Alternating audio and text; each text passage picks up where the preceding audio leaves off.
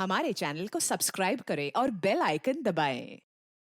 नमस्कार, आदाब। मैं अनूप सोनी क्राइम पेट्रोल सतर्क के ब्लैक हेडलाइंस अध्याय के आज के एपिसोड में आप सबका स्वागत करता हूं।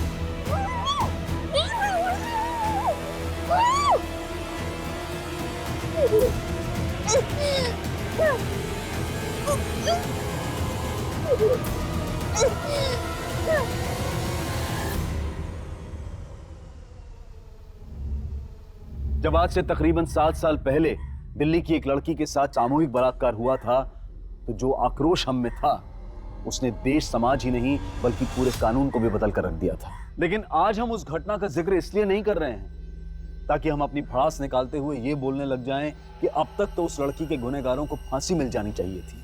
क्या उस सजा के असर से उस तरह के वहशी लोगों के मन में खौफ पैदा हो गया है? क्या उस तरह की क्रूरताओं का आज अंत हो गया है? अंत तो छोड़िए, ऐसा लग ही नहीं रहा है कि ऐसी घटनाएं कम भी हो रही हैं। आए दिन कोई ना कोई ऐसी घटना जरूर हो जाती है जो पिछली घटना से ज्यादा भयानक होती है।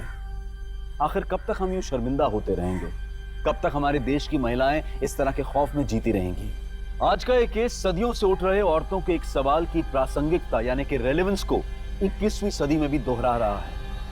क्या 21वीं सदी में भी औरत होना पाप है?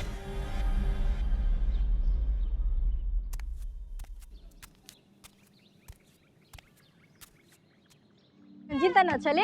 चलो। डॉक्टर देखिए ना, इसे क्या हुआ है? सुबह से कुछ नहीं खा रहा है और रो ही जा रहा है सुबह से। आप घबराइए मत, मैं देखती हूँ। मैं आती हूँ वरना। चलिए। क्या हो गया मेरी बेबी को? हो गया बस बस बस बस। मैंने आपसे कहा था ना, इसे अपने दूध के अलावा और कुछ नहीं देना। मैडम उतना दूध हो ही नहीं रहा है और ऐसे इसका पेट नहीं भरता है। ठीक है, मैं इसके लिए दवाई दे रही हूँ और आपके लिए टॉनिक। अपना ध्यान रखिए वरना बच्ची का ध्यान कैसे रखेंगी आप? गुड्डू, ये दवाई इन्हें दे दो। दिव्यांका जी, जल्दी चलिए नहीं तो आपकी बस निकल जाएगी।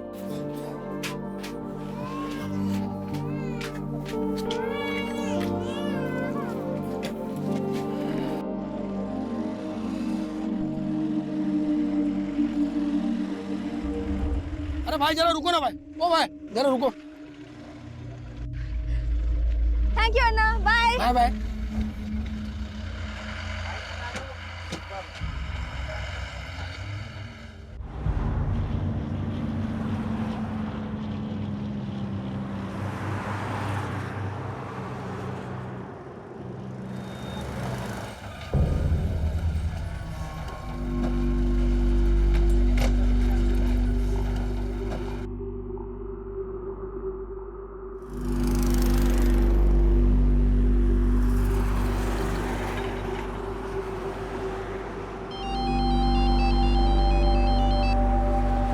हेलो पापा।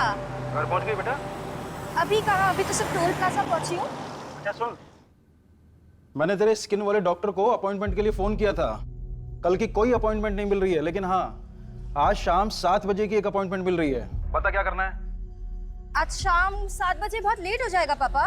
ठीक है, मैं परसों के लिए ट्राई करता हूँ। नहीं पापा, मैं एक काम करती हूँ, अभी घर चली जाती हूँ और वहाँ फ्रेश होके फिर डॉक्टर के पास चली जाऊंगी। वैसे भी स्वामी डॉक्टर की अपॉइंटमेंट नहीं मिलती। ठीक है बेटा। पापा आप घर कब आ रहे हो? पिछले वीकेंड भी घर नहीं आए थे। बेटा पिछले वीकेंड पे यहाँ बहुत काम था, लेकिन इस वीकेंड पे पक्का मिलेंगे। बाय पापा।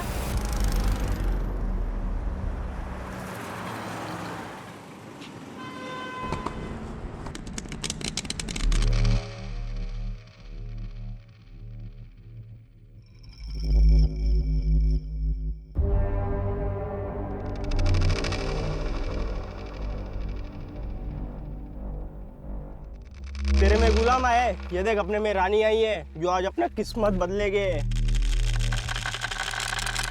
अबे तेरी किस्मत कभी नहीं बदलेगी।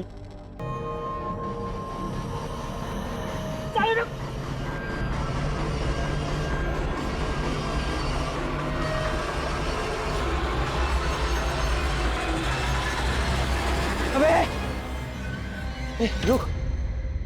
अबे पागल है क्या? अबे तुझे पता तो है कि मुझे किडनी का प्रॉब्लम है, क्यों भगा था इतना? साले बीबी का किडनी लगा लेना। अबे बीवी का नाम मत ले यार, आज उसी की वजह से जिंदा हूं मैं। अबे जितना दिन जिंदा है ना, ऐश कर ले, समझा? ये ले शाम को दारू का इंतजाम कर।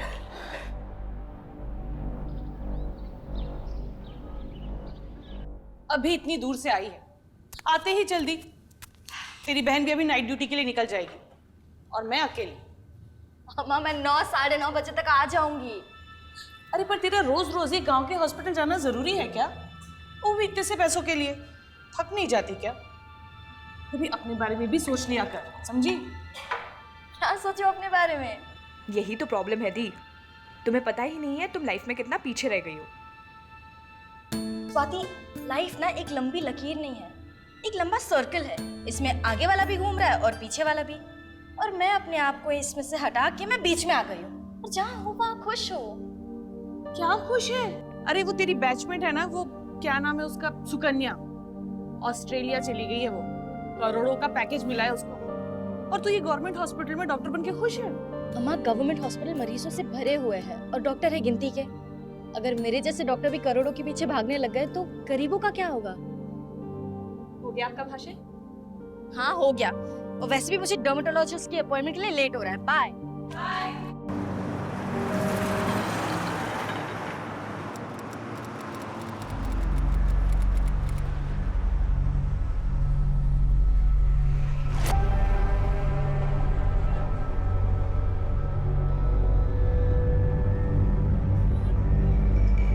अरे यार, ये छोटू दारू लाने गया या अपना किडनी बदलवाने गया?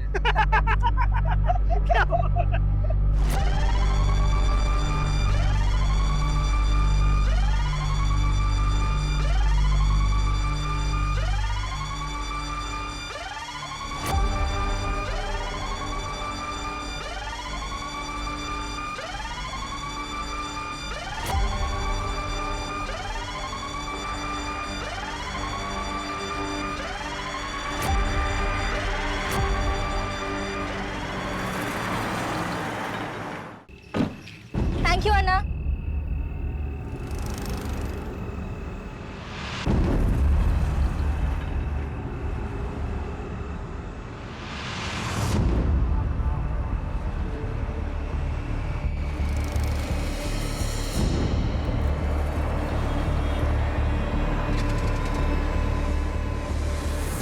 ओ मैडम, आपकी टायर पंचर है।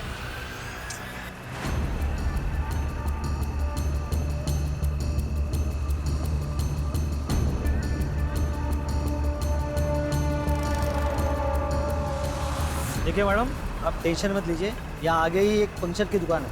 Thank you.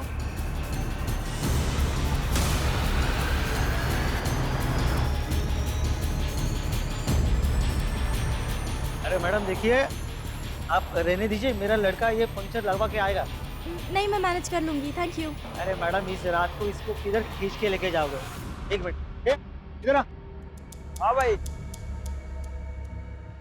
जा और मैडम का पंक्चर लगवा के आ जा। अरे नहीं देखिए, कोई बात नहीं, मैं कर लूंगी मैनेज। मैडम मैं यहीं पे हूँ, आप टेंशन मत लीजिए, ठीक है? ले जा लीजिए जल्दी।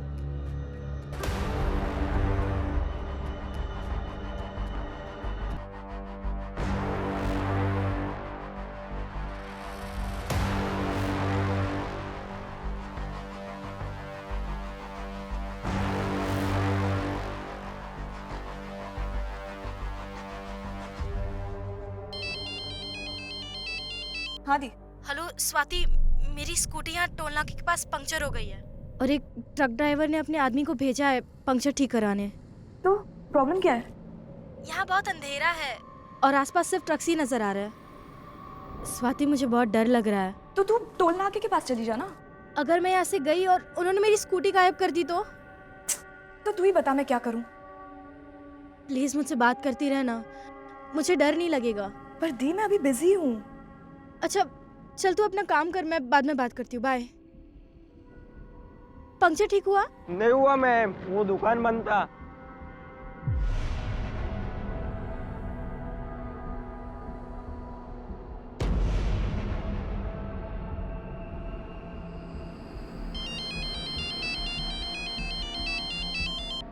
अब क्या है दी? स्वाति पंक्चर शॉप बंद है। तो एक काम करो, स्कूटी छोड़ो, कैब लो और घर जाओ। वैसे भी काफी रात हो गई है और बार बार मुझे कॉल मत करो, मैं बहुत बिजी हूँ। स्वाति सुन।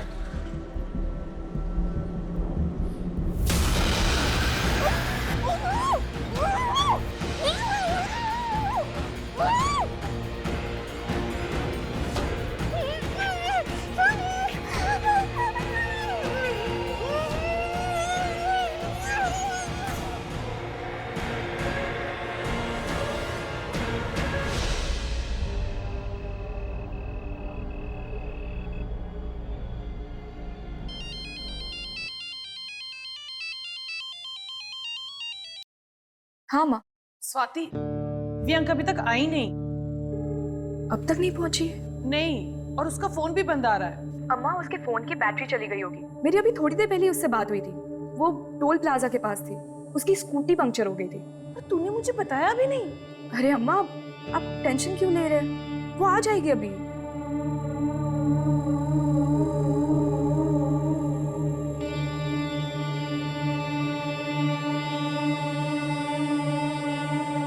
आप जिस नंबर को डायल कर रहे हैं वो इस समय स्विच ऑफ है। मैडम, अगर आप कोऑपरेट करोगे ना तो हम भी आपको कोऑपरेट करेंगे। लो, छोड़ दिया। छोड़ दो, मुझे जाने दो प्लीज। छोड़ो मुझे,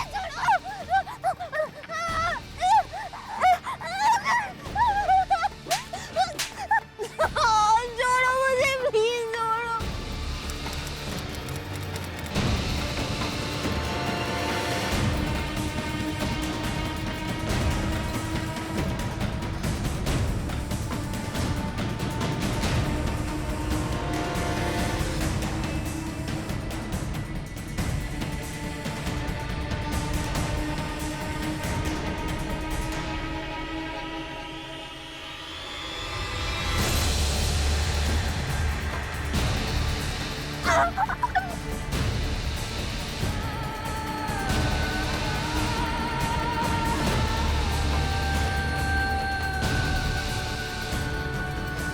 तू यहाँ? दिव्यांका कहाँ है? वो मैं दी को ढूंढने के लिए यहाँ आई थी। लेकिन फोन पे तो तू मुझे कुछ ठीक नहीं लग रहा था, इसलिए मैं ऑफिस की कार लेके आ गई। क्या ठीक नहीं लग रहा था स्वाति? अम्मा, आप फिक्र मत करो। दी शायद घर पहुंच गई होगी। आप घर जाके देखिए ना। हाँ, चलिए। सुन ना, मैं भी चलती हूँ ना तेरे अम्मा, साथ। अम्मा प्लीज। तू देख लेगी ना? हाँ हाँ। अन्ना, आप अम्मा को लेके घर जाइए ना।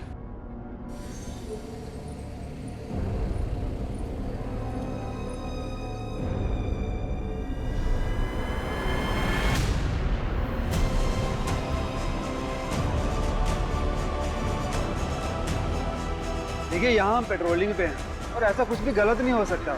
ये जगह बिल्कुल सेफ है। मेरी बहन बहुत घबराई हुई लग रही थी। उसने यहीं से कॉल किया था। मुझे कुछ ठीक नहीं लग रहा है। आप प्लीज कुछ करिए ना। देखिए, आप परेशान मत होइए। आप एक काम कीजिए, थाने जाइए और वहाँ जाके अपनी कंप्लेंट दर्ज करवा दीजिए।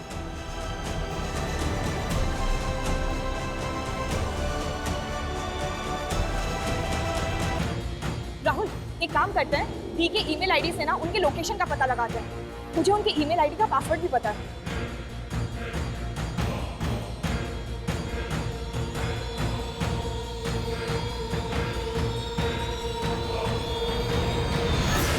क्या हुआ?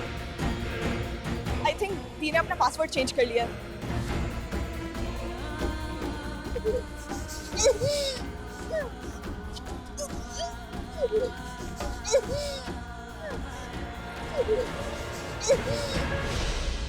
क्या? जया, 11 बज रहे हैं और दिव्यांका अभी तक नहीं आई है। इसीलिए तो डर लग रहा है। या एक काम करो, तुम और स्वाति अभी पुलिस स्टेशन जाओ और कंप्लेंट फाइल करो। मैं भी बस यहाँ से निकलता हूँ, ठीक है? ठीक है।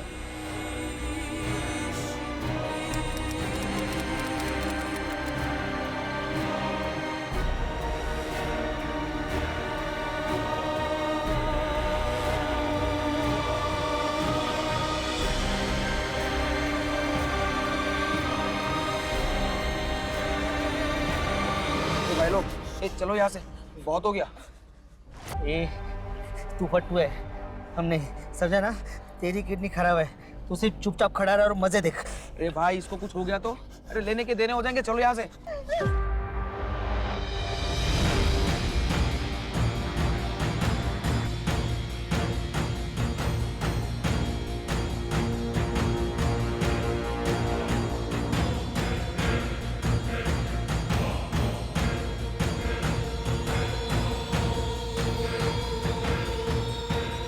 आपकी बेटी टोल प्लाजा के पास से गायब हुई। जी सर, दी की स्कूटी टोल प्लाजा के पास पंक्चर हुई थी।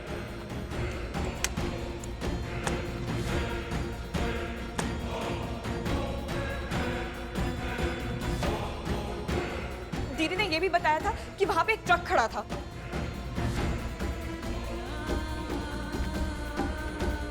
देखिए मैडम, क्या है ना कि टोल प्लाजा का जो इलाका है वो हमारे पुलिस स्टेशन के एरिया में नहीं आता। आप एक काम कीजिए, करीमगंज पुलिस स्टेशन जाइए और वहाँ पे आपकी कंप्लेंट लिखवाइए।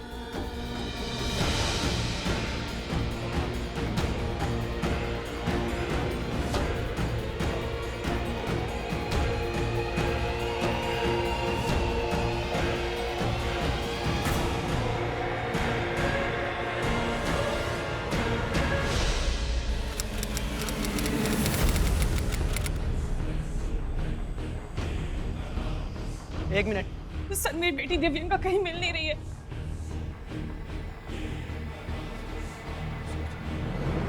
गाड़ी रोको भाई। क्या पागल हो है क्या? हाँ, मैं पागल हो गया हूँ। मुझे भी उसके साथ करना है। लड़की का नाम दिव्यांका राव, उम्र क्या है? 26 साल। 26 साल।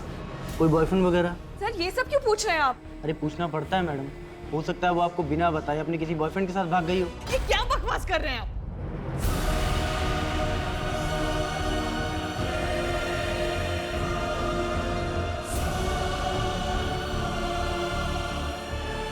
ये लीजिए, जो भी हुआ इस पे लिख दीजिए।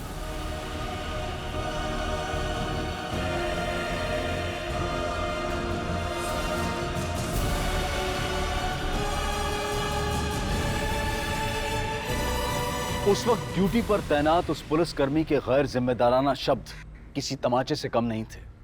और वो तमाचा उस लड़की और उसके परिवार पर नहीं था, बल्कि पूरा समाज उस तमाचे की गूंज से दहलने वाला था। अगर तब इस मामले को गंभीरता से लिया गया होता तो शायद इस केस का जिक्र हम आज आपसे नहीं कर रहे होते। ये एक ऐसी लापरवाही थी जो पुलिस डिपार्टमेंट के लिए एक काला धब्बा साबित होने वाली थी, और इस लापरवाही का अंजाम बहुत ही ज्यादा डरावना था।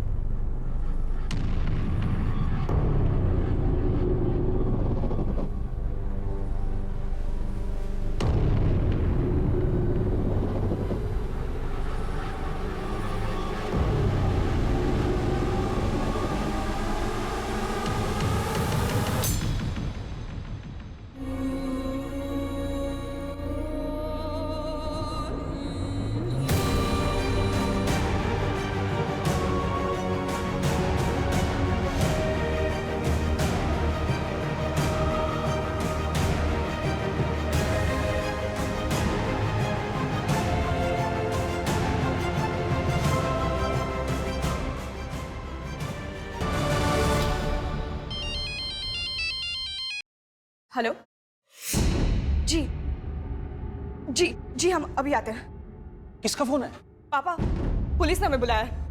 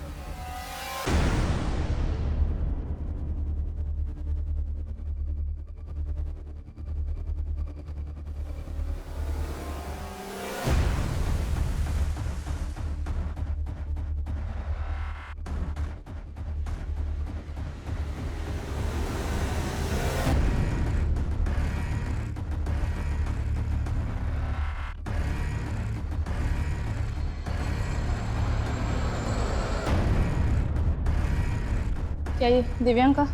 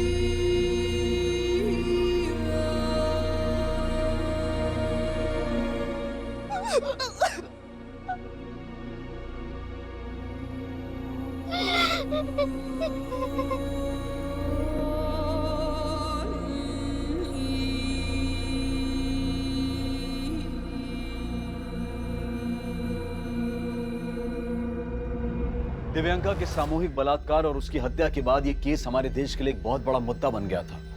बड़े बड़े राजनेता और सेलिब्रिटीज अपनी प्रतिक्रिया देने लगे थे और जिन पुलिस कर्मियों ने दिव्यांका की मिसिंग रिपोर्ट फाइल नहीं की थी उन्हें सस्पेंड कर दिया गया था। और इस केस की जांच के लिए तुरंत ही एसआईटी का गठन किया गया और जांच का जिम्मा एसपी आदिल खान को सौंप दिया गया।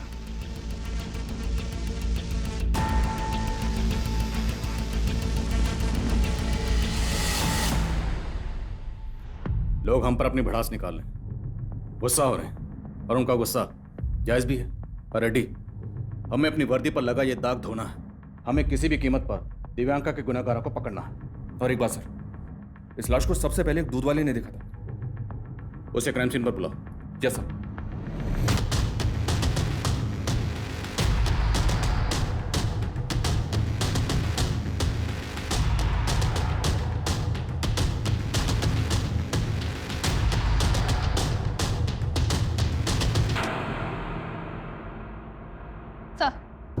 सर, इसी ने सबसे पहले दिव्यांका की डेड बॉडी को यहाँ पे देखा था। साहब, मैं रोजाना सुबह 5 बजे के आसपास यहीं से दूध बेचने के लिए जाता हूँ, तो देखा कि यहाँ आग जल रही थी। तो मैंने सोचा कि हो सकता है किसी ने रात को हाथ सेकने के लिए आग जलाई हो और बुझाना भूल गया हो, तो मैं चला गया। लेकिन वापस जब मैं 8 बजे के आसपास आया यहाँ पे, तो देखा ये तो लाश है जो जल रही थी।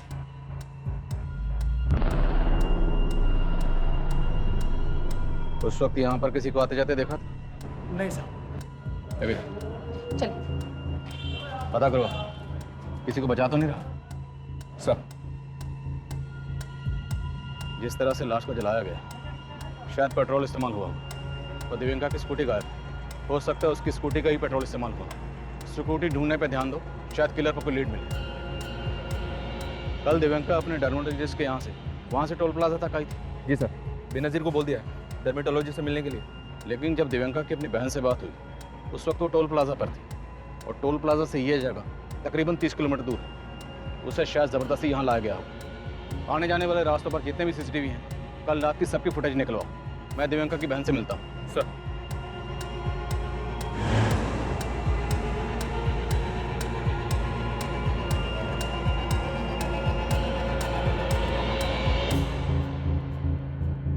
मैम, दिव्यांका मुझसे रोज़ेशिया का ट्रीटमेंट ले रही थी।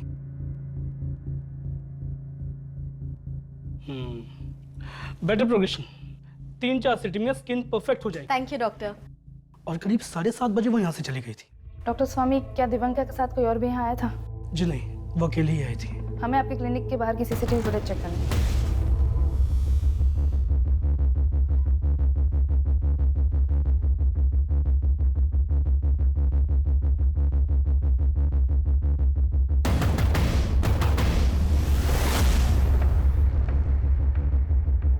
देखिए, मैं समझ सकता हूँ इस वक्त आप किस तकलीफ से गुजर रहे हैं, पर हमारा आपसे बात करना बेहद जरूरी है। जब हम गुहार लगा रहे थे तब आप कहाँ थे?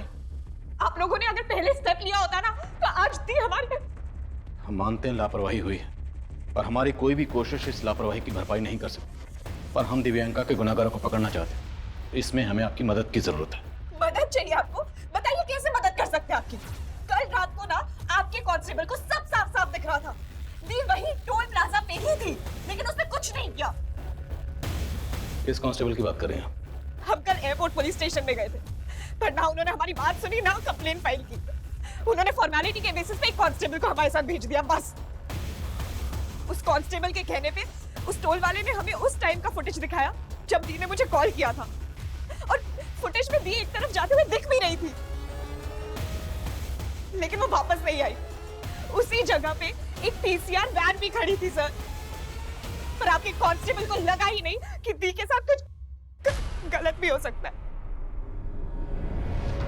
आप अपने लोगों से पूछिए कि वो कहीं क्रिमिनल्स के साथ तो नहीं मिले हुए हैं। उन सबको सस्पेंड किया जा चुका है। अब मैं आपसे वादा करता हूँ, जो भी इसमें शामिल था उन्हें बख्शा नहीं जाएगा। पर मेरी बहन तो वापस नहीं आएगी ना सर। देखिए, मैं समझ सकता हूँ ये एक ऐसा जख्म है जो आसानी से नहीं भरेगा, पर इतना तो आप भी चाहेंगे ना, जिसने भी आपकी दी के साथ ये घिनौनी हरकत की, आपकी बेटी के साथ गलत किया, उसे उसकी किए की सजा मिलनी चाहिए। बोलिए, आपकी दी से फोन पर क्या बात हुई थी? उसने सबसे पहले मुझे ही कॉल किया था। हाँ दी। हेलो स्वाति, मेरी स्कूटी यहाँ टोल नाका के पास पंक्चर हो गई है और एक ट्रक ड्राइवर ने अपने आदमी को भेजा है पंक्चर ठीक कराने। तो प्रॉब्लम क्या है? यहाँ बहुत अंधेरा है और आसपास सब ट्रक्स ही नजर आ रहे हैं। स्वाति, मुझे बहुत डर लग रहा है। पहले उसने कॉल किया था तो मुझे लगा सब ठीक ही होगा, पर दोबारा जब उसने कॉल किया तो वो बहुत पैनिक साउंड कर रही थी। क्या कहा? एग्जैक्टली क्या कहा? प्लीज मुझसे बात करती रहना, मुझे डर नहीं लगेगा। पर दी, मैं अभी बिजी हूँ। वो चाहती थी कि जब तक वो आदमी पंक्चर ठीक करवा रहा है तब तक मैं उससे फोन पे बात करती रहूं, लेकिन मैं फिर जब उसने दोबारा मुझे कॉल किया, अब क्या है दी? स्वाति, पंक्चर शॉप बंद है। तो एक काम करो, स्कूटी छोड़ो, कैब लो और घर जाओ। वैसे भी काफी रात हो गई है और बार बार मुझे कॉल मत करो। पर मुझे समझ ही नहीं आया कि वो किस परेशानी में थी। फिर हमने जब कांटेक्ट करने की कोशिश की तो आप जिस नंबर को डायल कर रहे हैं वो इस समय स्विच ऑफ है।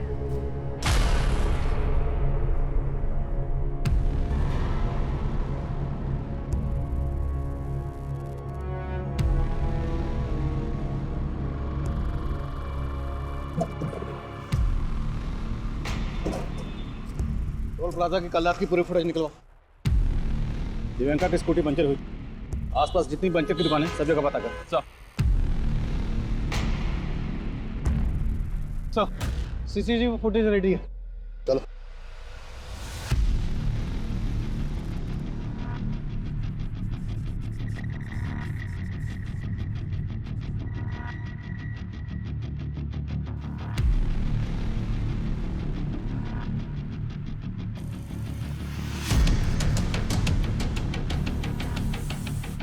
अरे सुनो।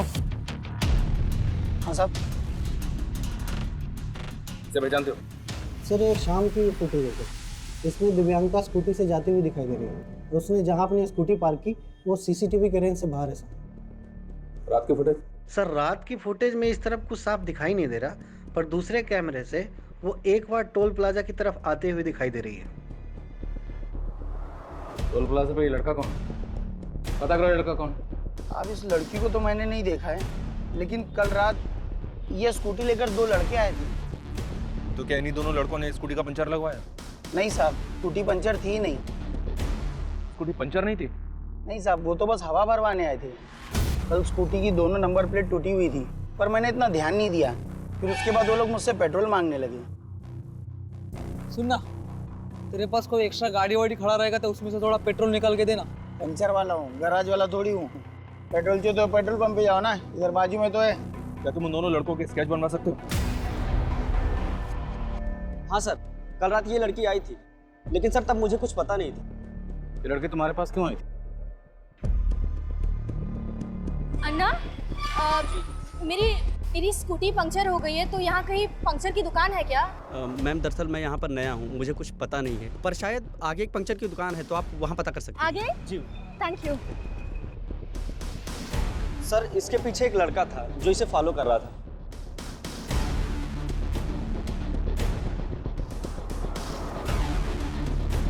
कौन था लड़का? सर, उसे नहीं जानता।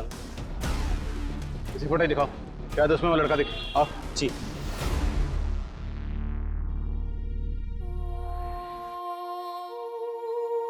यहाँ बहुत अंधेरा है और आसपास सब ट्रक्स ही नजर आ रहे हैं। स्वाति, मुझे बहुत डर लग रहा है। प्लीज मुझसे बात करती रहना, मुझे डर नहीं लगेगा। तो एक काम करो, स्कूटी छोड़ो, कैब लो और घर जाओ। वैसे भी काफी रात हो गई है और बार बार मुझे कॉल मत करो।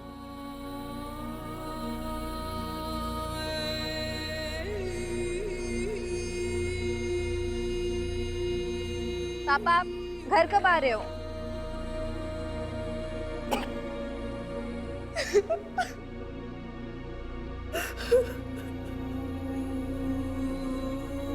अम्मा, गवर्नमेंट हॉस्पिटल मरीजों से भरे हुए हैं और डॉक्टर है गिनती के। अगर मेरे जैसे डॉक्टर भी करोड़ों के पीछे भागने लग गए तो गरीबों का क्या होगा? सर, लड़का थोड़ी दूर पे था इसलिए नहीं दिख रहा है। कुछ छुपा तो नहीं रहा? नहीं सर। लड़के का स्केच बनवा सकता है? ट्राई कर सकता हूँ सर। लेके जाओ इसे। चल। रात का फुटेज एक बार फिर से दिखाओ।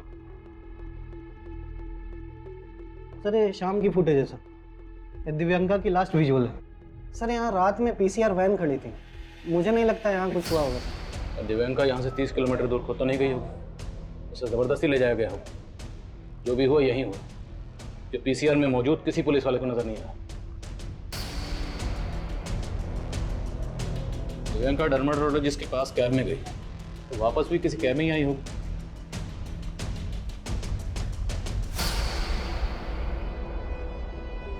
स्वाति ने बताया था कि दिव्यांका की स्कूटी का पंचर लगवाने वाला कोई ट्रक वाला था और डे फुटेज में एक ट्रक दिखाई दे रहा है।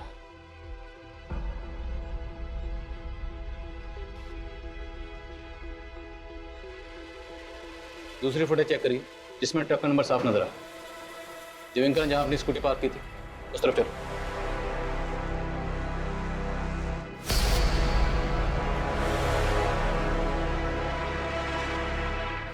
स्कूटी यहां खड़ी थी और ट्रक वहां से। पूरा एरिया स्कैन करो।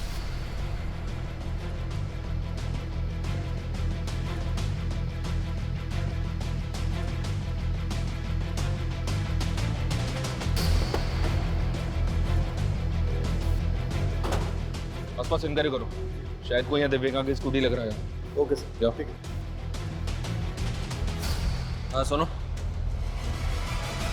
सर। हाँ साहब, कल रात को लड़का बोतल लेके आया था पेट्रोल मांगने, लेकिन साहब उस पर मुझे कुछ शक हुआ था। बोतल में पेट्रोल देना अलाउ नहीं है। मालूम है अल्लाह, पर इमरजेंसी है ना, थोड़ा मदद करो। चारों तरफ सीसीटीवी कैमरा है, अगर मैं तुम्हें बोतल में पेट्रोल दिया तो मेरा मैनेजर मुझे जॉब से निकाल देगा, समझ गए?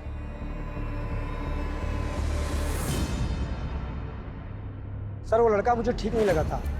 जब मैं उसके पीछे गया तो देखा वहाँ स्कूटी पे दूसरा लड़का बैठा था और वो दोनों लड़के उस स्कूटी से चले गए। क्या यही स्कूटी थी? हाँ साहब, स्कूटी इसी रंग की थी।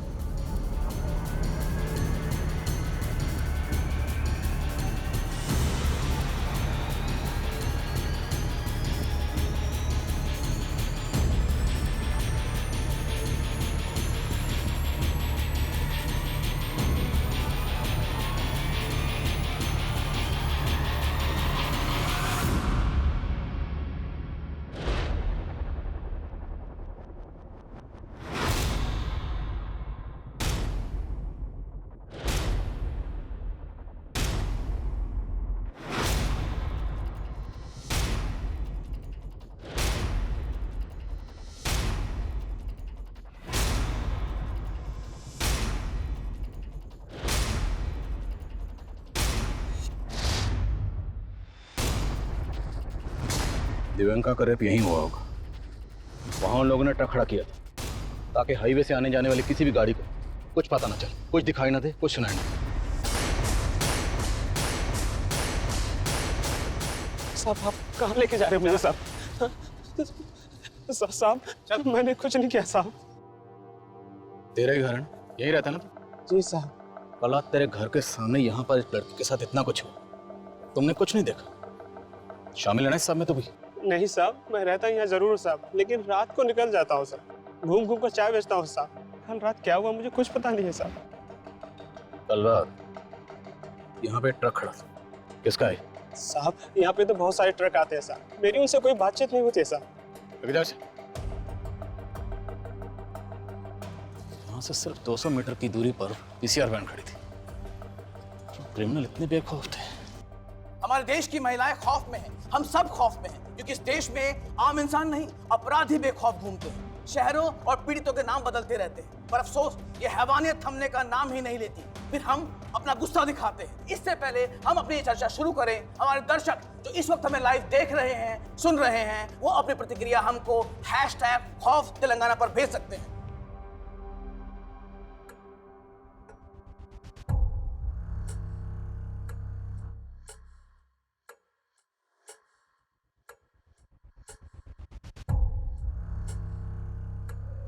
ये वही लड़का है सर जो पेट्रोल पंप से बॉटल में पेट्रोल लेने आया था। और सर पेट्रोल पंप की दूसरी फुटेज में ये लड़का एक दूसरे लड़के के साथ दिव्यांका की स्कूटी पे जाता हुआ दिखाई दे रहा है। और ये ट्रक भी इसके पीछे गया।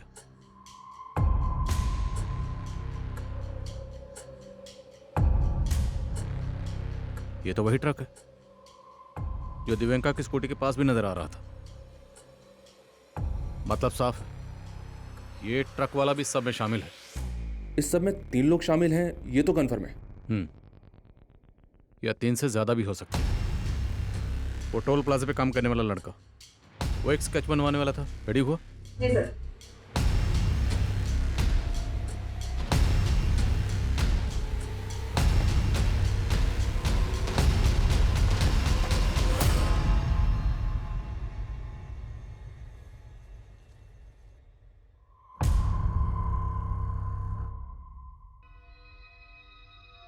अकी बेटा, इतना परेशान क्यों लग रहा है? अम्मी वो लड़की कौन सी लड़की? कौन लड़की मालूम नहीं अम्मी। एक लड़की मेरे ट्रक के नीचे आ गई अम्मी। क्या? मैं वहां से ट्रक लेके भाग आया, शायद वो लड़की मर गई होगी।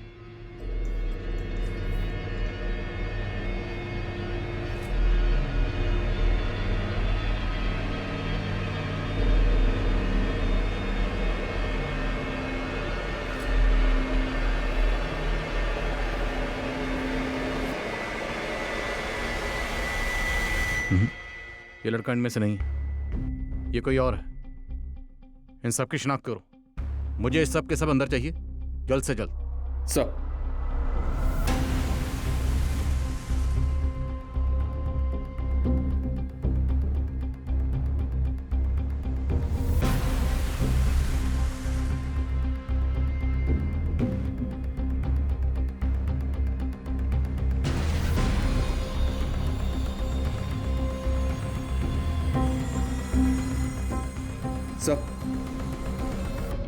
सर एक फुटेज मिली है जिसमें ट्रक का नंबर विजिबल है। ये देखिए सर, इस फुटेज में ट्रक का नंबर विजिबल है। इसके मालिक को उठाया तो उसने बोला कि अकील नाम का ड्राइवर इस ट्रक को चलाता है। अकील को उठाने के लिए मैंने भेजा है टीम को।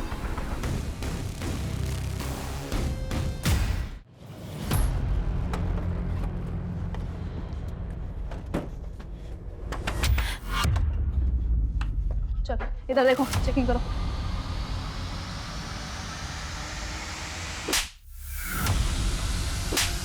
अरे मेरे बेटे ने कुछ नहीं किया। बोल, क्या दूसरा साथी कहाँ है? पूछो इससे। अरे क्या हुआ? कौन हो आप लोग? क्या हुआ? अरे क्या किया मेरे बेटे ने?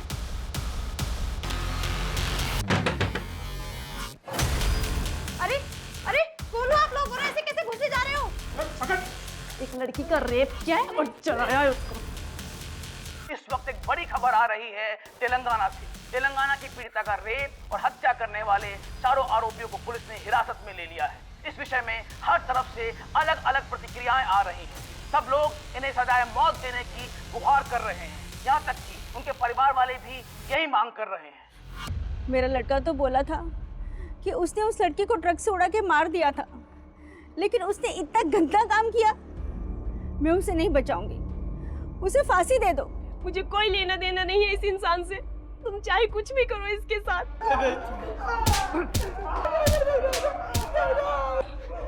रेप करेगा लड़की को, रेप करेगा। लेके चलो सबको, इन सबको क्राइम सीन पर लेके चलो, लेके चलो। चल।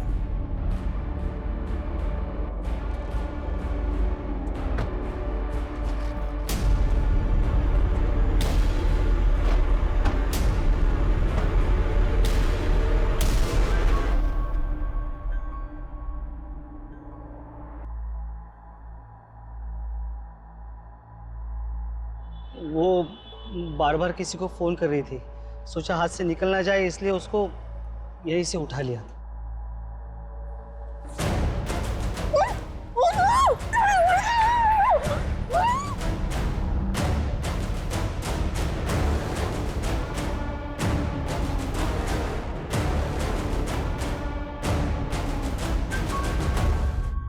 सर, हम उसको उठा के यहाँ पे लेके आए।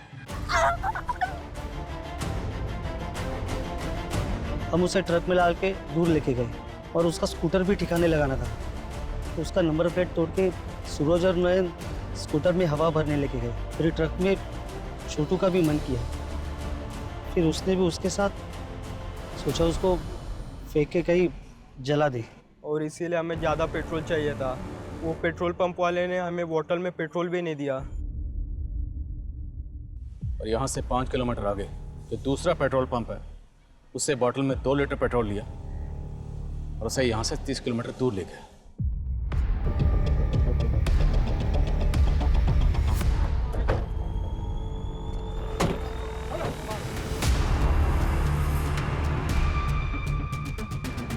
तब हम उसको यहाँ लेके आए।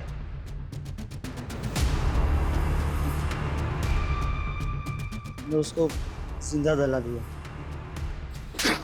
वो जिंदा थी, तुम लोगों ने उसे जिंदा जला दिया।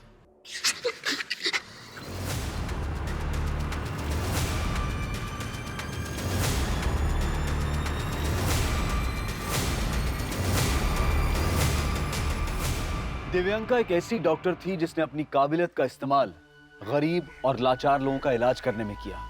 लेकिन आज हम ऐसी लाचारी से गुजर रहे हैं जहां हमें अकील, सूरज, नयन और छोटू जैसे वहशियों का कोई इलाज नजर नहीं आ रहा है। हम गुस्सा दिखाते हैं कि ऐसे गुनहगारों को बीच चौराहे में खड़ा करके सूली पर लटका देना चाहिए, उन्हें गोली मार देनी चाहिए। अब आप ही बताइए कि हम ऐसी सोच पर फूल चढ़ाएं या फिर कानूनी प्रक्रिया का इंतजार करें।